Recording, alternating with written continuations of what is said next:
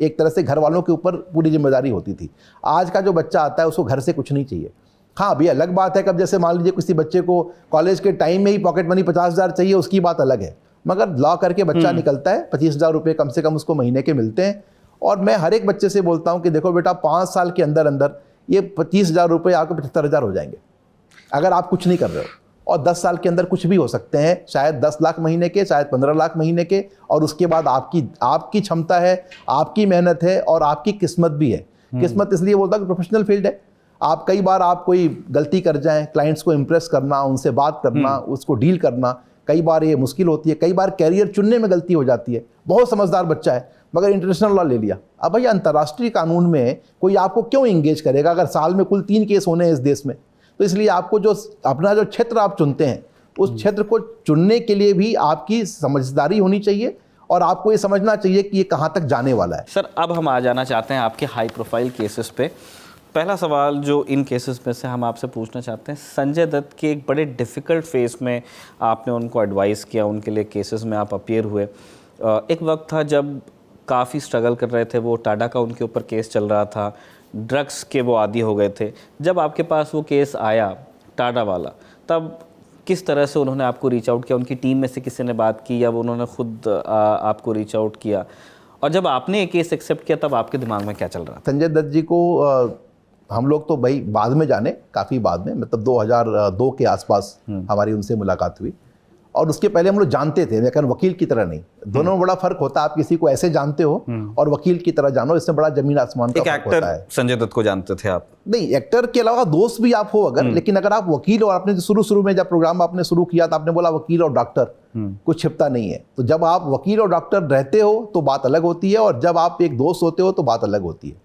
संजय दत्त के साथ अब ये तो मैं आपको व्यक्तिगत तौर पे बता सकता हूँ, क्योंकि दोस्ती भी रही और हम लोग साथ में बहुत उठे बैठे भी। तो उनका बेसिकली ड्रग्स का एक दुर्घटना थी उनके जीवन की, जो कि अपनी माँ से वो बहुत प्यार करते थे, ये सबको मालूम है। और जब उनकी माँ रही नहीं दुनिया के अंदर तो उनको एक बड़ा सा सदमा सा लगा और उसमें मुश्किल फेस था उनके लिए, उसमें चले गए। और फिर कैंसर की बीमारी माँ को भी थी, उनकी पत्नी को भी रही, जो उनकी पहली पत्नी है जिनसे, तो उनको भी बीमारी थी। लेकिन वो सब के अलावा संजय दत्त का जो व्यक्तित्व है, वो सारी उलझनों में पड़ना, फंसना और फंस के निकलना, वापस वहीं पे आके खड़े होना, तो एक बहुत बड़ी बात है। और अब तो बड़े ही सीनियर सिटीजन हो गए हो।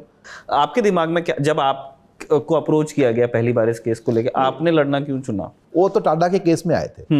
टाडा का केस जब उनके ऊपर हो गया था, तो वो जो केस था वो भी बड़ा अजीब सा केस था और उस केस के अंदर कोई रिकवरी नहीं थी। मगर टाडा का प्रोविजन ऐसा था कि अगर आपने कोई चीज़ कन्फेशन कर लिया पुलिस अधिकारी के समक्ष, तो उस कन्फेशन की भी उतनी ही, जो स्वीकार करने की, अपराध स्वीकार करने की जो आपकी बात थी, उसकी उतना ही वजन है जैसा आपने कोर्ट के अंदर ट्रायल के दौरान दिया हो। तो स्पेशल एक्ट था। जैसे हम लोगों ने, जब आप पढ़ते हैं हिस्ट्री, तो रॉलेट एक्ट पढ़ा होगा आपने, जिसके लेकर के नॉन कोऑपरेशन सविनय अवज्ञा आंदोलन हुआ था गांधी जी के टाइम में 1919 का।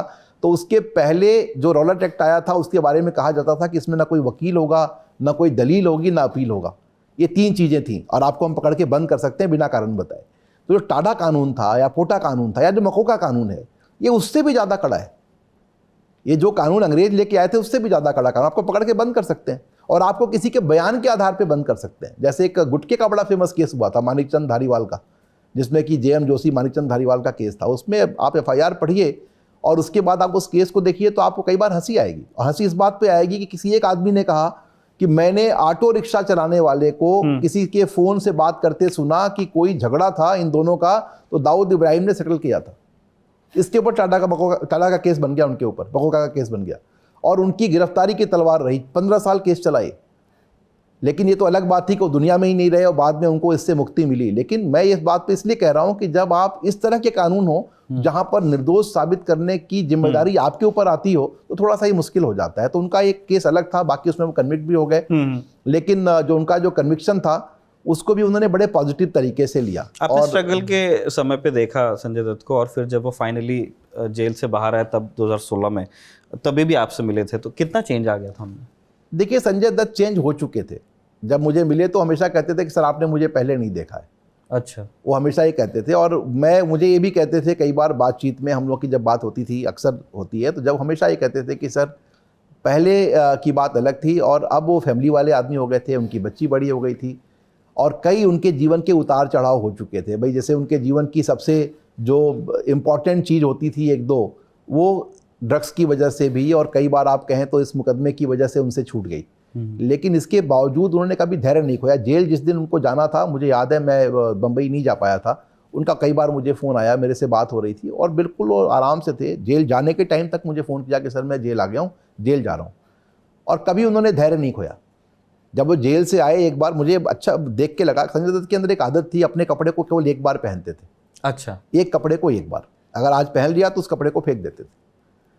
अब वो संजय दत्त जब जेल से आए तो एक कपड़ा लेके आए, अपना इनर वियर्स लेके आए थे, उसमें करीब 25-30 छेद होंगे। तो उन्होंने दिखाया कि सर ये पहनता हूँ मैं अभी, और इसको मैं इतने दिन तक पहन रहा हूँ, और ये दूसरा मिलता नहीं है। और कई और परेशानियाँ थी जो मैं शेयर नहीं करना चाहता हूँ, क्योंकि जब आप स्टार होते हो तो आप जहाँ जाते हो ना, जैसे कहने के लिए तो कुछ भी आप कहें, लेकिन वो कोई बड़ा अच्छा सा अनुभव नहीं होता है। और कई बार ऐसा होता है कि जब आपको देख के लगे कि भाई आप जो हमारे प्रिजन रिफॉर्म्स हैं क्यों नहीं होने टाइमली। जैसे मान लीजिए संजय दत्त एक्टर थे,